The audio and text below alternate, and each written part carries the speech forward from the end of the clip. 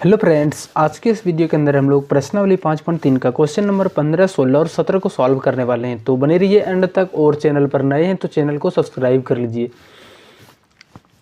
Question number 15 में है कि निर्माण कार्य से संबंधित किसी ठेके में एक निश्चित तिथि के बाद कार्य को विलंब से पूरा करने के लिए जुर्माना लगाने का प्रावधान इस प्रकार है कि पहले दिन के लिए 200, दूसरे दिन के लिए 250, तीसरे दिन के लिए 300, ऐसे करके पैटर्न बनते चलता है। ठीक, तो यहाँ पे अर्थात प्रत्येक उत्तरोत्तर दिन का जुर्माना अपने ठीक से पहले दिन एक जुर्माने से 50 रुपये अधिक है। यानी जो जुर्माना बढ़ते जा रहा है वो किसके मतलब रेट से बढ़ते जा रहा है, तो वो जो गैप दे रहा है। यानी हम लोग यहाँ पे सीधा सीधी किसका बात करेंगे, तो यहाँ पे सर्वांतर का बात करेंगे। ठीक, यानी डी का जो मान यहाँ पे दिया गया है वो कितना है, तो 50 रुपया है, यानी यहाँ पे 50 है।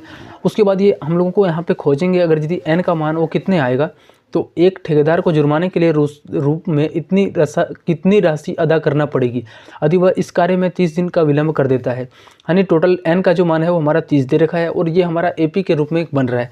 अब हम लोगों को उसमें निकालना है कि S30 यानी टोटल हमारा जो सम होगा 30 दिन का उसको निकालना है। ठीक, तो यहाँ पे हम लोग क्वेश्चन को यहाँ पे ध्यान से पढ़ लिए। अब हम लोग यहाँ पे सॉल्व करते हैं इसको। चलो, तो यहाँ पे हम लोग क्या देखेंगे कि सबसे पहले जो हमारा जो पहला था टर्म वो हमारा क्या था, तो हमारा सबसे पहले जो था वो हमारा 200 था। तो हम लोग पहले लिखेंगे 200, उसके बाद हमारा 250 यानी 250, 50 बढ़ गया था, फिर हमारा जो है सो 300, ऐसे करके टोटल कितना टर्म तक चलेगा, तो ये हमारा टोटल 30 टर्म तक चलेगा। ठीक, यानी यहाँ पे अगर यदि एन का मान बोले तो वो कितना होगा, वो 30 हो जाएगा। ठीक, और देखो यहाँ पे ए का मान हमारा 200 है, ये हमारा एक एपी के रूप में है। देखो 200 है, उसके बाद 250 है, फिर 300, यानी 50-50 का यहाँ पे गैप है। तो ये हमारा क्या है, गैप को हम लोग यहाँ पे डी को मानेंगे। तो A2 में से A1 को माइनस करेंगे तो 250 में से 200 निकलेगा, तो यहाँ पे कितना बनेगा, ये हमारा 50 बनेगा। ठीक, तो इस तरीके से हम लोग यहाँ पे इस सारा डाटा को निकाल लिए। अब हम लोगों को चाहिए S30 यानी टोटल 30 पदों का इस एपी का योग चाहिए। तो हम लोग यहाँ पे लिखेंगे S30। तो हमारा फार्मूला क्या बनता है, n/2, तो टोटल n हमारा है 30/2। उसके बाद 2a का मान यहाँ पे 200, उसके बाद प्लस n-1d, तो 30 के जब n का मान 30 हो गया, उनमें से 1 को माइनस करो और d का गुना यानी 50 से गुना कर दो। ठीक, अब देखो यहाँ पे हम लोग आगे क्या करेंगे, तो 2 को अगर 30 से कटाएंगे तो ये 15 बार में कंप्लीट करेगा, और इसको हम लोग गुना करेंगे तो 200 दूना 400 हो गया, प्लस 30 में से 1 गया तो 29 हो गया, और इसको हम लोग 50 से गुना करेंगे। ठीक, तो ये हो गया 15 और ये हमारा 400 जोड़, इसको अगर यदि गुना करेंगे तो 9×5 = 45 और 5 दूना 10 और 4 14 और 1 0 साथ में 15 हो गया। और ये हम लोगों को जोड़ेंगे तो 14 और 4 कितना हो गया, 18, यानी 185 और 1 0। अब इसको हम लोग गुना करते हैं। ठीक, 1850 को 15 से गुना करने के बाद हम लोग यहाँ पे मिलते हैं। 5 × 25, हाथ में 2, 8 × 5 = 40, 2 42, 4 5 × 4 4 9, 5 यहाँ पे 8 और 1 5 हो गया, ये 7 हो गया, 9 8 17, 1 और 1 2, तो कितना आ गया हमारा 27 75। ठीक, और यहाँ पे 1 0, तो इतना हमारा इसका जो है सो आंसर हो जाएगा। टोटल ये 30 दिनों का जो हमारा यहाँ पे खर्चा बनेगा वो हमारा इतना आ जाएगा। ठीक, टोटल ये हमारा जो जुर्माना लगेगा टोटल इसको कितना लगेगा, तो इतना 27,750। अब हम लोग क्वेश्चन नंबर 16 को सॉल्व करते हैं। क्वेश्चन नंबर 16 में यहाँ पे क्या है, क्वेश्चन नंबर 16 में है कि किसी स्कूल के विद्यार्थियों को उनके समग्र शैक्षिक प्रदर्शन के लिए 7 नगद पुरस्कार देने के लिए 700 रुपये की राशि रखी गई। यानी टोटल जो हमारा पैसा वो कितना है, 700 है।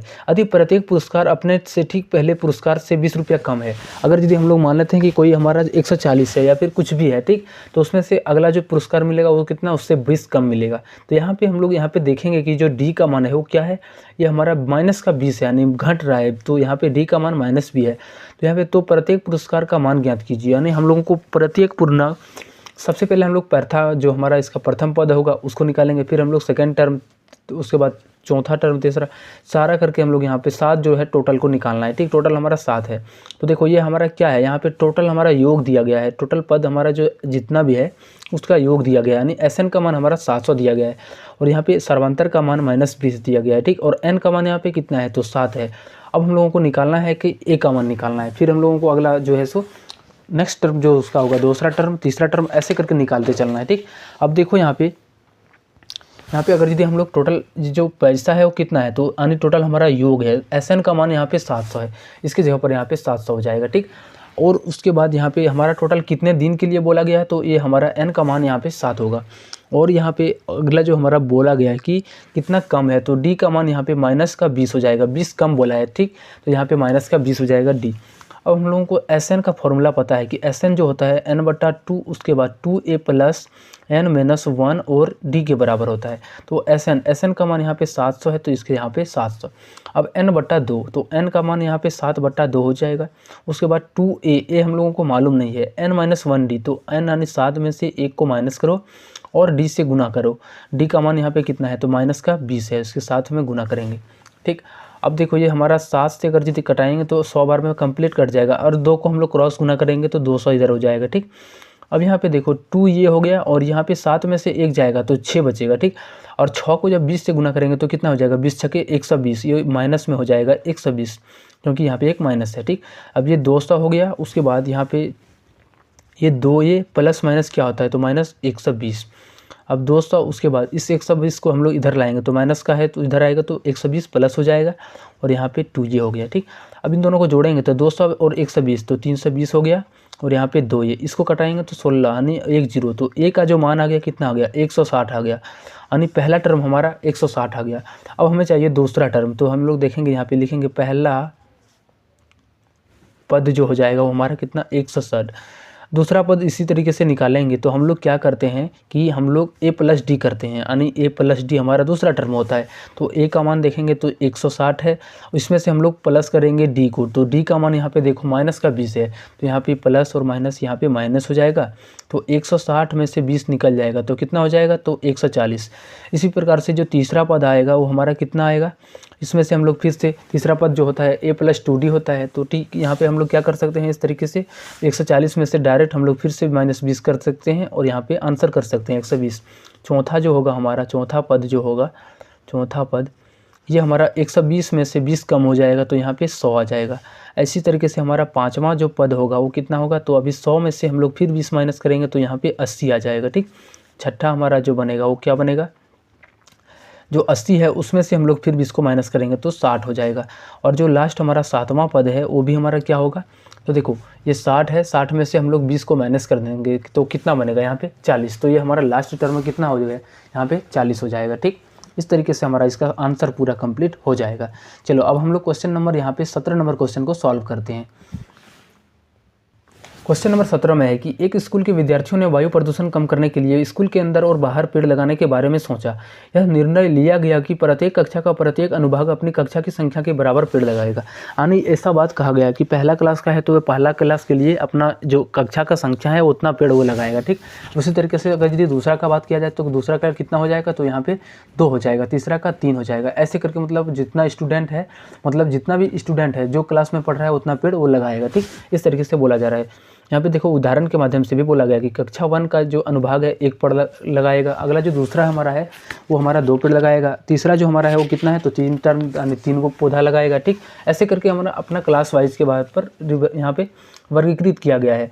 तो बोलता है कि ऐसे कक्षा 12 तक चलते रहेगा, यानी टोटल हमारा जो पद है वो कितना, तो 12 हमारा यहाँ से निकल सकता है। ठीक, अब यहाँ पे बोलता है प्रत्येक कक्षा के 3 अनुभाग है, यानी जो प्रतिभागी है टोटल जो हमारा स्टूडेंट की संख्या वो कितना है, तो एक क्लास से 3 है।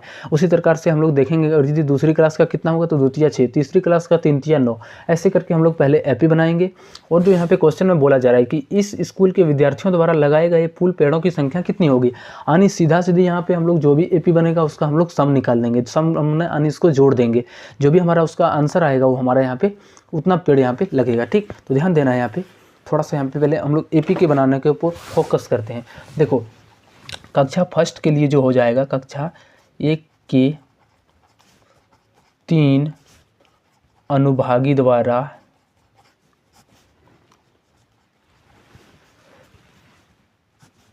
लगाया गया पेड़, तो जो कक्षा 1 के लिए हो जाएगा वो कितना हो जाएगा, कक्षा 1 के लिए हमारा कितना हो जाएगा, कक्षा 1 में है तो 1 लगाएगा और टोटल कितना लगाएगा, 3 आदमी लगाएगा, तो कितना हो गया हमारा 3 हो गया। ठीक, उसी प्रकार से यहाँ पे कक्षा 2 के लिए लेंगे, कक्षा 2 के 3 अनुभागी द्वारा लगाया गया पेड़।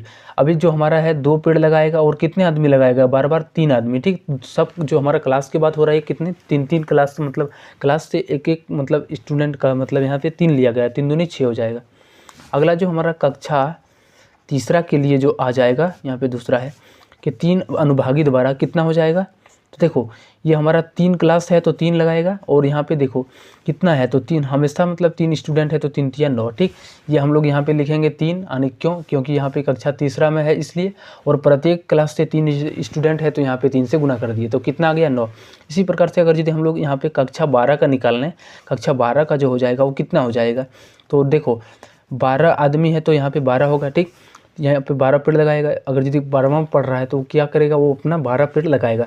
लेकिन ऐसे जो स्टूडेंट है वो प्रत्येक मतलब जो कक्षा में लिया गया वो 3 लिया गया, तो यहाँ पे हम लोग 3 से गुना करेंगे, तो 12 तिया 36 आ गया।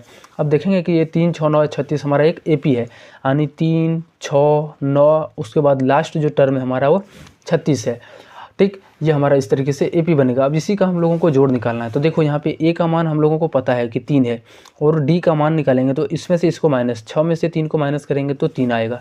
अब देखो ए एन यानी लास्ट टर्म हमारा कितना है तो 36 है, ए एन बराबर 36। अब यहाँ पे हम लोग आगे देखेंगे तो ए एन का मान क्या होता है कि ए प्लस एन माइनस 1 और टी बराबर में 36।